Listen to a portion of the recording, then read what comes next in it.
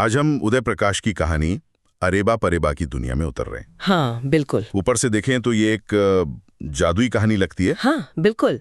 एक फकीर है, एक गुमनाम सा गांव और दो चमत्कारी गोलियां। लेकिन हमारे स्रोत बताते हैं कि इसकी परतों के नीचे भरोसे, हकीकत और शायद हमारे अपने दिमाग की छुपी हुई ताकतों का एक बहुत गहरा खेल चल रहा है। सही कहा। कहानी हमें उत्तर प्रदेश के एक ऐसे गांव तिरिया में ले जाती है जो शायद नक्शों पर भी मौजूद नहीं है। अच्छा। और यहीं से लेखक हमें असल दुनिया से थोड़ा सा दूर ले जाकर एक ऐसा माहौल बनाते हैं जहां कुछ भी मुमकिन लग सकता है। तो सवाल सिर्फ ये नहीं है कि जादू सच है या नहीं। नहीं, बल्कि ये है कि हम जिसे जादू कहते हैं वो असल में है क्या। सही। तो आज हमारी पड़ताल इसी पर है। क्या अरेबा परेबा सिर्फ कल्पना है या ये उस विश्वास की ताकत का नाम है जो हकीकत को मोड़ सकती है? चलिए इस रहस्यमय डिब्बी को खोलते हैं। बिल्कुल। तो कहानी का जो दिल है वो है तिरिया गांव के बाहर एक पुराना पीपल का पेड़ और वहां बैठने वाले बाबा नागर जी। हाँ। गांव वालों के लिए तो वो एक पहेली है। कोई उन्हें भूत कहता है, कोई पहुंचा हुआ फकीर। लेकिन बच्चों के लिए तो वो साक्षात जादूगर हैं। एकदम। और उनका जादू भी कितना साधारण है। हाँ, और यही तो कमाल की बात है। वो बच्चों को पुरानी मतलब सस्ती चॉकलेट की टॉफियां देते हैं और एक मंत्र जैसा बोलते हैं, अरेबा परेबा। और कहते हैं कि इसे खाकर वो सब दिखेगा जो बड़ों को नहीं दिखता। ये बहुत गहरी बात है। लेखक पहली ही पंक्ति में हमें बता रहे हैं कि जादू चीज में नहीं है, देखने वाले की आंखों में है। वो बच्चों की उस मासूमियत को पकड़ रहे हैं जो एक गत्ते के डिब्बे को रॉकेट और एक टॉफी को चमत्कार मान सकती है। यानी बाबा असल में उन्हें एक नया नजरिया दे रहे हैं। और इसी भीड़ में हमारा मुख्य किरदार है 12 साल का छोटू। हाँ, जिसके लिए बाबा की कहानियां ही असली दुनिया है। वो घंटों उनके पास बैठकर जिन, परियों और उड़ते घोड़ों की बातें सुनता है। लेकिन फिर एक दिन कुछ अलग होता है। हाँ, उस दिन बाबा उसे एक अलग डिब्बी देते हैं जिसमें दो असली गोलियां हैं, एक लाल और एक नीली, और साथ में एक चेतावनी भी। और वो चेतावनी क्या है? बाबा कहते हैं सिर्फ तभी खाना जब सचमुच जरूरत हो। तो ये सिर्फ गोलियां नहीं है, ये एक जिम्मेदारी है जो छोटू को सौंपी जा रही है। बिल्कुल। और दो नियम भी बताए गए। लाल गोली से वो मिलेगा जो खो गया है, और नीली गोली से वो मिलेगा जो कभी नहीं खोएगा। ठीक वही। और इसके ठीक बाद अगली ही सुबह बाबा गायब हो जाते हैं। ये छोटू के बचपन के खत्म होने और जिंदगी की असली चुनौतियों के शुरू होने का प्रतीक है। अब उसके पास कहानियां नहीं, एक जिम्मेदारी है। और वो चुनौती बहुत जल्द आ भी जाती है।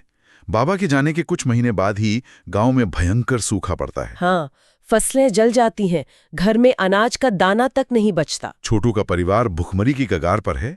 और उस रात जब सारी उम्मीदें टूट चुकी होती हैं, उसे बाबा की दी हुई वो डिब्बी याद आती है और वो चुपके से लाल गोली खा लेता है। और यही कहानी का पहला बड़ा मोड़ आता है। उसे सपने में गांव के बाहर एक पुराना सूखा कुआं दिखता है जिसके अंदर सोने के सिक्कों से भरा एक मटका है। हाँ, और अगली सुबह जब वो वहां जाता है तो सच में उसे वो मटका मिल जाता है। परिवार की सारी मुश्किलें खत्म। अच्छा, यहीं पर रुकते हैं। ये एक सीधा साधा चमत्कार लग सकता है। गोली खाई, सपना आया और खजाना मिल गया। क्या हमें से बस ऐसे ही मान लेना चाहिए या इसके पीछे कोई और परत भी हो सकती है? ये बहुत अच्छा सवाल है। देखिए, एक तरीका तो यही है कि ये शुद्ध जादू है, लेकिन एक और दिलचस्प संभावना है जो मनोविज्ञान से जुड़ी है। मनोविज्ञान से? कैसे? इसे हम मेमोरी रिट्रीवल या स्मृति की पुनर्प्राप्ति कह सकते हैं। हमारा दिमाग अनगिनत बातें, कहानियां, सुनी सुनाई जानकारी सब कुछ संग्रहित करता है जिन्हें हम अक्सर भूल जाते हैं। तो आप ये कह रही हैं कि हो सकता है छोटू ने बचपन में किसी से उस कुएं के बारे में सुना हो? हाँ, बिल्कुल हो सकता है। गांव के किसी बुजुर्ग से उस कुएं और उसमें छिपे खजाने की कोई भूली बिसरी कहानी सुनी हो जो उसके अवचेतन मन में कहीं दबी रह गई। और फिर जरूरत के समय? ठीक वही, जब उस पर परिवार को बचाने का गहरा भावनात्मक दबाव पड़ा और साथ में गोली पर उसका वो अटूट विश्वास था। तो इन दोनों चीजों ने मिलकर एक मजबूत ट्रिगर का काम किया। उस ट्रिगर ने दबी हुई याद को सपने के रास्ते बाहर निकाल दिया। वाह! तो इस नजरिए से देखें तो जादू कोई बाहरी शक्ति नहीं, बल्कि छोटू के अपने दिमाग की ही छिपी हुई ताकत है जिसे उसके विश्वास ने अनलॉक कर दिया। ये तो कहानी को बिल्कुल एक नए स्तर पर ले जाता है। तो छोटू ने विश्वास की पहली परीक्षा तो पास कर ली, लेकिन जिंदगी की चुनौतियां सिर्फ पैसे से तो खत्म नहीं होती। बिल्कुल नहीं। उसके जीवन में अगला बड़ा मोड़ कब आता है? अगला मोड़ आता है कुछ साल बाद। छोटू अब 18 साल का हो गया है और उसकी शादी गुड़िया नाम की एक लड़की से तय होती है। सब कुछ ठीक चल रहा है, बारात दुल्हन के दरवाजे पर पहुंच चुकी है। और तभी एक हादसा होता है। दुल्हन के घर में आग लग जाती है और शादी के लिए जोड़ा गया सारा सामान, दहेज, कपड़े, सब कुछ जलकर राख हो जाता है। मतलब एक खुशी का माहौल अचानक मातम में बदल जाता है। लोग कानाफूसी करने लगते हैं कि अब तो शादी टूट जाएगी। गुड़िया रो रही है, उसका परिवार बिखर चुका है और उस रात छोटू अपनी आखिरी उम्मीद का इस्तेमाल करता है। डिब्बे में बची हुई वो नीली गोली। हाँ, वो उसे खाकर सो जाता है। और अगली सुबह जले हुए घर के बाहर एक ट्रक खड़ा हुआ है जिसमें शादी के लिए जरूरी सारा नया सामान लदा हुआ है। अब ये तो पहले वाले चमत्कार से बिल्कुल अलग है। हाँ, अलग तो है। उस कुएं वाली बात को तो हम फिर भी छोटू के सबकॉन्शियस से जोड़ सकते हैं, लेकिन ये ट्रक कहाँ से आया? क्या यहाँ लेखक हमें पूरी तरह से मान लेने को कह रहे हैं कि ये सचमुच जादू है? मुझे लगता है यहाँ कहानी हमसे एक अलग तरह के विश्वास की मांग करती है। अगर हम इस चमत्कार की तुलना पिछले वाले से करें तो एक पैटर्न दिखता है। लाल गोली ने खोई हुई चीज वापस दिलाई, यानी सोना, जो अतीत में कभी वहां दबाया गया था। हाँ, वो अतीत से जुड़ी थी। लेकिन नीली गोली का वादा क्या था? वादा था वो मिलेगा जो कभी नहीं खोएगा। और यहाँ क्या नहीं खोया? शादी की उम्मीद, दो परिवारों का सम्मान, एक नए रिश्ते की शुरुआत। बिल्कुल। ये जादू भौतिक चीजों से ज्यादा भावनाओं और रिश्तों को बचाने वाला है। ट्रक कहाँ से आया ये शायद महत्वपूर्ण नहीं है। महत्वपूर्ण ये है कि विश्वास ने सिर्फ अतीत की खोई चीज नहीं ढूंढी, बल्कि भविष्य को टूटने से बचाया। वाह। ये दिखाता है कि विश्वास केवल समस्याओं को हल नहीं करता, वो उम्मीद को जिंदा रखता है।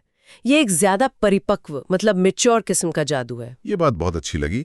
विश्वास सिर्फ खोई हुई चीजें नहीं ढूंढता, बल्कि भविष्य को भी सुरक्षित करता है। खैर, कहानी फिर कई साल आगे बढ़ती है।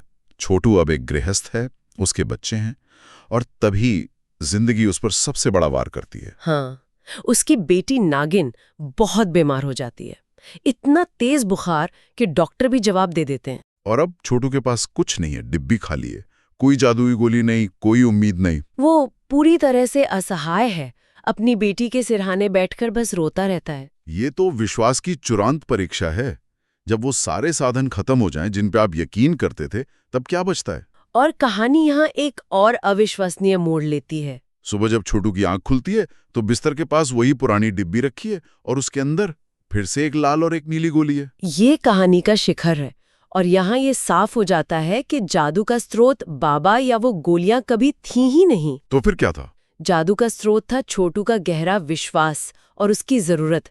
जब उसे अपने लिए नहीं बल्कि अपनी बेटी के लिए, अपनी जान से भी ज्यादा प्यारी चीज के लिए मदद की जरूरत पड़ी, तो उसका वो निस्वार्थ विश्वास इतना शक्तिशाली हो गया कि जादू खुद लौट आया। बाबा ने कहा था, जब तक तुम भरोसा करते रहे मैं था। मतलब बाबा का अस्तित्व छोटू के भरोसे से ही जुड़ा था। शादी के सामान का, एक सामाजिक सम्मान की जरूरत, सोशल नीड, और तीसरा बेटी की जान बचाने का एक अस्तित्व का संकट, एक एग्जिस्टेंशियल क्राइसिस। जैसे जैसे छोटू की जिम्मेदारियां बढ़ी, उसके विश्वास की शक्ति भी बढ़ती गई। तो ये सिर्फ जादू की नहीं, एक इंसान के भरोसे के सफर की कहानी है। एकदम। और छोटू बिना एक पल सोचे लाल गोली अपनी बेटी को खिलाता है और वो ठीक हो जाती है। कहानी यहाँ खत्म हो सकती थी, पर लेखक हमें एक आखिरी पड़ाव पर ले जाते हैं। हाँ, बुढ़ापे में छोटू उसी पीपल के पेड़ के नीचे जाता है। वो डिब्बा खोलता है, लेकिन अंदर गोली नहीं, एक कागज का टुकड़ा मिलता है। और उस कागज पर लिखा होता है, छोटू अरेबा परेबा। कोई गोली नहीं थी, ये तो बस बच्चों का भरोसा था। जब तक तुम भरोसा करते रहे मैं था। अब तुम खुद बाबा बन गए हो, अब तुम बांटो। ये तो रोंगटे खड़े कर देने वाला पल है। मतलब बाबा ने उसे जादू नहीं दिया था, बल्कि जादूगर बनना सिखाया था। हाँ, वो पूरा सफर एक ट्रेनिंग थी, एक खूबसूरत निष्कर्ष है।